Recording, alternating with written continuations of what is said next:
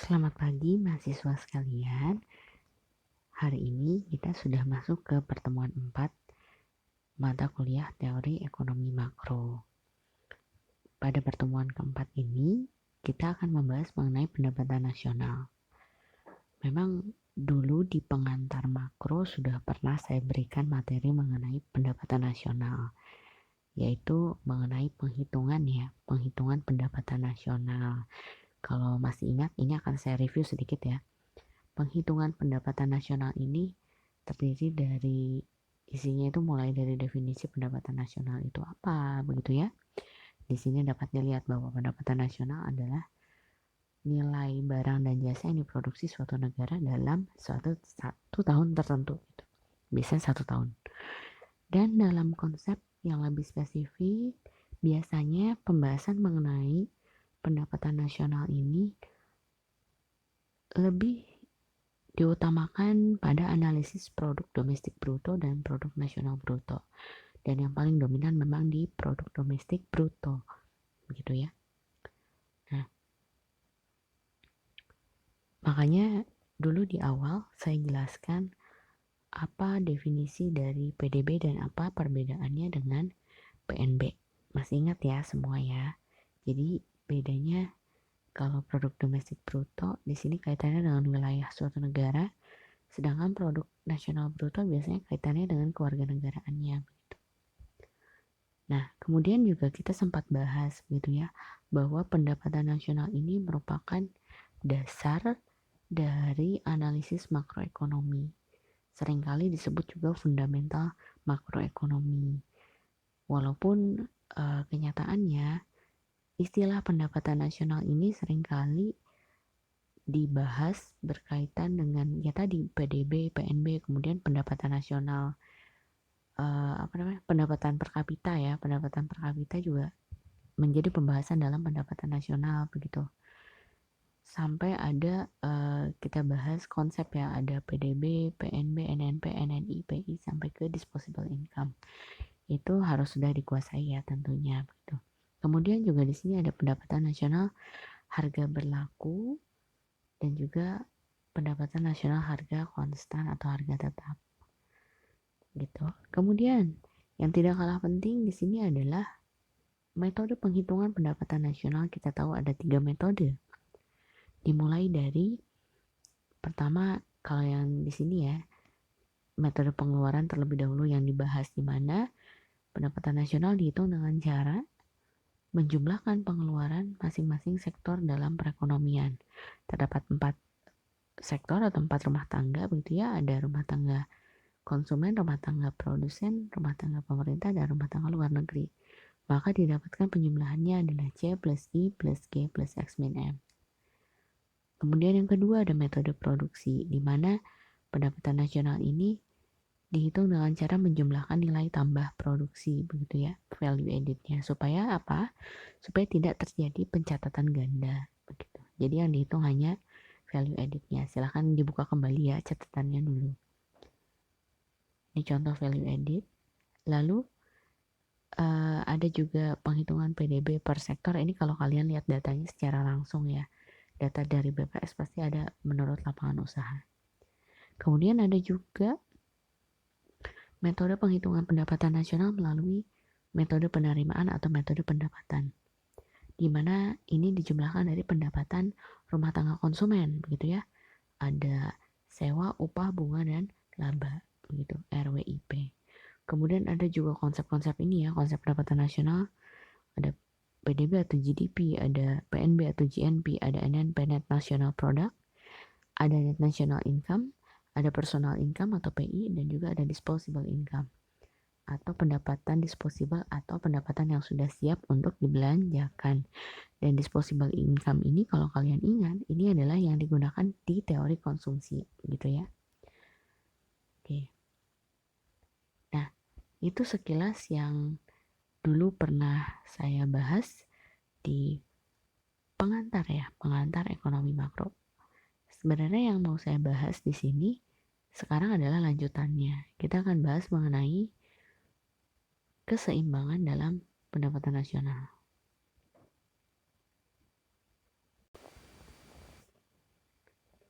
Yang akan saya bahas di hari ini adalah analisis pendapatan nasional. Jadi kalian pasti sudah paham konsep dasar dari pendapatan nasionalnya apa, kemudian kita lihat komponen-komponen di dalamnya itu apa saja. Nah, pembahasan ini akan saya bagi di sini sebenarnya ada 3, tapi di sini saya bahas 2 terlebih dahulu gitu. Pertama, kita analisis pendapatan nasional pada perekonomian sederhana atau perekonomian 2 sektor. Kemudian yang kedua, kita lihat analisis pendapatan nasional pada perekonomian tertutup dengan kebijakan fiskal atau di sini perekonomian 3 sektor gitu. Apa saja yang terdapat pada perekonomian sederhana 2 sektor? Kita bahas 2 sektor dulu ya. Nah, ini adalah ada circular flow diagram atau diagram lingkar arus perekonomian gitu. Kalau lihat di sini ada 2 pelaku kegiatan ekonomi, ada RTP, rumah tangga produsen. Siapa di sini RTP?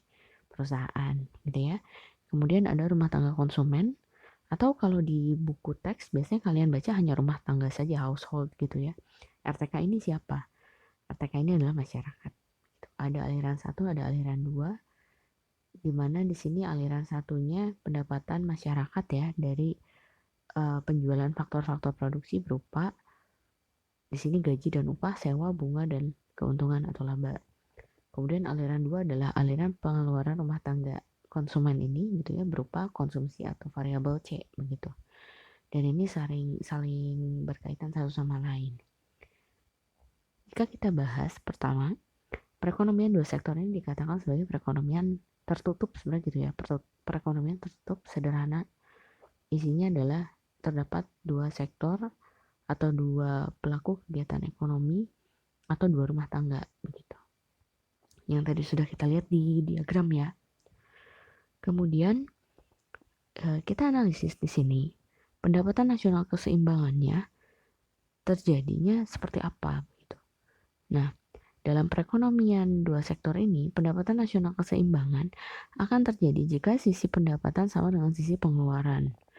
Sedangkan modal perekonomian yang terdiri dari 2 sektor ini biasanya secara matematis kita dapatkan di mana pertama Y sama dengan C plus S. Ini pernah kita bahas juga di teori konsumsi dulu ya, di pengantar, di mana pendapatan nasional itu sama dengan konsumsi ditambah dengan saving gitu. Dan juga Y sama dengan C plus I, di mana Y ini pendapatan nasional, C itu konsumsi, dan I itu investment atau investasi. Bedanya apa? C plus S ini adalah di masyarakat gitu ya, C plus I ini karena ada investasi itu adalah pengeluaran dari rumah tangga perusahaan gitu. Keseimbangan terjadi bila saving sama dengan investment, dan sedangkan break even terjadi ketika S saving sama dengan 0 dan Y sama dengan C. Maka didapatkan fungsi konsumsi dan tabungan C sama dengan A plus BY, ini untuk fungsi konsumsi kalau masih ingat ya, di mana A ini adalah konsumsi otonom dan B ini adalah marginal propensity to consume. Kemudian S atau saving sama dengan min A plus 1 min B dikalikan dengan Y. Di mana A-nya masih tetap ya konsumsi otonom, hanya di sini negatif. Ditambah 1 min B. 1 min B ini adalah marginal propensity to save atau kecenderungan menabung tambahan begitu ya. Nah, MPC ditambah dengan MPS sama dengan 1 itu sebenarnya bisa dibaca kembali ya di pembahasan mengenai fungsi konsumsi dan fungsi tabungan. Nah, yang akan dibahas di sini adalah mengenai angka pengganda atau multiplier. Dulu mungkin belum sampai ke sini ya, di pengantar. Angka pengganda atau multiplier ini adalah suatu angka yang menunjukkan rasio antara perubahan pendapatan nasional dengan perubahan salah satu variabel yang membentuknya. Dalam menentukan besarnya angka pengganda dari masing-masing variabel ini yang membentuk pendapatan nasional ini, maka harus dimulai dari kondisi di mana perekonomian berada dalam keseimbangan. Tadi kita lihat bahwa dalam perekonomian tertutup 2 sektor, keseimbangan didapatkan Y sama dengan C ditambah dengan I, gitu ya. Kemudian didapatkan juga C ini adalah fungsi konsumsi. Kalau kita lihat fungsi konsumsinya adalah CO atau konsumsi otonom ditambah BY ditambah dengan I begitu. Nah, maka ini jika diturunkan gitu ya, nanti kita bisa dapatkan multiplier yang pertama yaitu multiplier investasi. Karena tadi kan di dalam perekonomian ini hanya ada dua pelaku kegiatan ekonomi, maka multiplier yang pertama kita dapatkan itu adalah multiplier investasi. Nah, ini penurunan rumusnya dan kita dapatkan multiplier investasi ini adalah delta Y dibagi dengan delta I, atau di sini bisa juga sama dengan 1/1 min B, 1/MPS begitu. Selanjutnya, bagaimana jika perekonomiannya itu adalah perekonomian 3 sektor? Jadi tidak lagi 2 sektor, tapi ada campur tangan pemerintah di dalamnya. Sedangkan campur tangan pemerintah ini biasanya berupa kebijakan fiskal. Sehingga jika kita bahas ya perekonomian tertutup 3 sektor itu seperti apa sih? Pada perekonomian 3 sektor, aktivitas perekonomian itu terdiri dari 3 pelaku ekonomi utama, yaitu RTK tadi ya, rumah tangga konsumen, kemudian RTP atau perusahaan, dan juga pemerintah. Campur tangan pemerintah ini otomatis akan merubah alur kegiatan ekonomi dari masyarakat gitu, karena ini kan tidak hanya masyarakat ya, maksudnya alur perekonomian secara keseluruhan. Karena apa? Karena di sini diagramnya pun berubah gitu, lingkaran arus perekonomiannya juga ikut berubah. Sehingga di sini untuk keseimbangan dalam perekonomian 3 sektor tidak lagi seperti ada yang 2 sektor Y sama C plus I, tapi di sini berubah menjadi Y sama dengan C plus I plus G karena ada 3 sektor di sini ya. Ini dari segi pengeluaran ya terlihat seperti ini. Nah, tapi perlu diketahui juga dalam perekonomian ini karena ada peran pemerintah, otomatis pendapatan masyarakat itu didistribusikan tidak hanya untuk konsumsi, tapi juga digunakan untuk membayar pajak atau tax. Makanya di sini ada variabel TX. Kenapa? Karena kita kembali lagi ke konsep awal dari pendapatan nasional, bahwa pendapatan yang digunakan untuk konsumsi itu adalah pendapatan disposable. Pendapatan disposable itu adalah pendapatan personal income dikurangi dengan pajak langsung gitu kan. Maka di sini otomatis di variabel C ada bagian dari pendapatan yang dikurangi pajak terlebih dahulu begitu. Maka muncullah variabel tax, dan tax ini sifatnya negatif terhadap pendapatan nasional. Kemudian ada juga kebalikan dari pajak yaitu transfer payment atau TR. Dan sebagian buku menjelaskan bahwa transfer payment ini satu setipe dengan dengan subsidi. Jadi ini sifatnya justru kebalik, bukan negatif tapi positif ya, menambah pendapatan. Nah, ini jika kita lihat ya dalam perekonomian 3 sektor, ada RTP, ada RTK, ada pemerintah, dan pemerintah di sini di tengah. Nah, ini yang berbeda dengan gambar yang sebelumnya adalah jika ada arus masuk ke dalam pemerintah ini ya, berarti itu adalah pajak. Sedangkan karena pajak itu kan penerimaan pemerintah ya. Sedangkan jika ada arus keluar, di sini ada transfer atau subsidi begitu. Dan bisa juga berupa pengeluaran pemerintah atau variabel G yaitu government expenditure. Nah, oleh karena itu, pendapatan nasional keseimbangan di sini akan berubah juga dan multipliernya juga nanti akan berbeda. Seperti apa penurunannya? Kita lihat di slide berikut. Pertama, yang harus diketahui adalah pendapatan nasional keseimbangannya bukan lagi Y sama dengan tadi ya C plus I, tapi di sini jadi ditambahkan dengan G. Dan yang harus diketahui juga di sini bahwa kembali lagi fungsi konsumsi adalah C sama dengan CO atau konsumsi otonom ditambah B dikali dengan Y-nya adalah Y disposable. Makanya di sini disebutkan YD. Di mana disposable income ini atau YD-nya ini adalah Y dikurangi dengan TX atau pajak dan ditambah dengan TR gitu atau transfer. Nah, tapi nanti juga akan dibedakan, ada pajak tetap, ada pajak proporsional yang berupa biasanya persentase gitu. Nah, makanya ini ada di jenis-jenis pajak ya. Kalian harus kembali baca lagi jenis-jenis pajak, ada pajak apa saja begitu. Dan penurunan untuk multipliernya di sini bisa lihat ya, dari keseimbangannya tadi Y sama dengan C plus I plus G, C-nya berubah menjadi CO plus BY, di mana Y-nya itu adalah YD tadi, YD adalah Y min TX dan plus TR ditambah. Kemudian ditambah dengan I, ditambah dengan G. Lalu diturunkan, dan didapatkan ini jika diderivatifkan paling bawah ya, ada delta Y sama dengan min B dikali delta TX. Nah ini terlihat bahwa pajak TX ini mengurangi ya, tandanya negatif gitu, mengurangi pendapatan nasional. Kemudian ditambah dengan B dikali delta TR, nah ini untuk transfer, tandanya positif, ditambah delta I ditambah dengan delta G per 1 min B.